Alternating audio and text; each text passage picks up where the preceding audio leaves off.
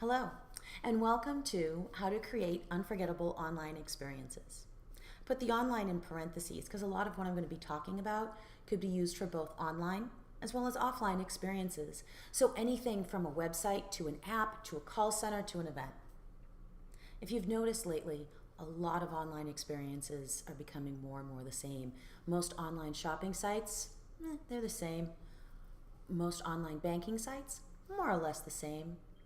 Anything with a transaction to it, in the same industry, it's more or less the same. A lot of sites are following the same best practices, baselines, and standards, which is great because it shows that the industry has matured.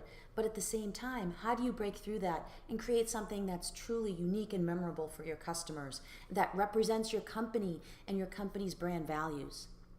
Heck, all the standards have gotten to the point, I was just hearing this at a conference recently, that even home pages, we're trying to figure out how to make them unique. So what we're going to be talking about is how to break through those barriers and try to create something that your customers will remember. Now, there are 5 parts to the series. Part 1 is the basics. That's what we're going to be talking about today. Part 2, what you think you do, which is going to talk a bit about what your company is, what your products are, what your offering is, as well as value and worth. I think that's a very important conversation to have.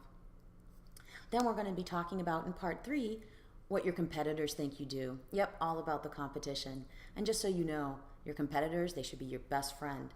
You wouldn't have an industry without them. You wouldn't even have these best practices and standards and baselines. Part 4 is going to be talking about what your prospects and your customers think you do. Yep, it's going to be all about your customer base.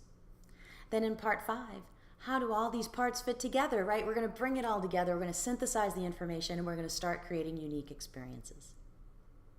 So hey, why don't we now go and get started and let's go learn the basics.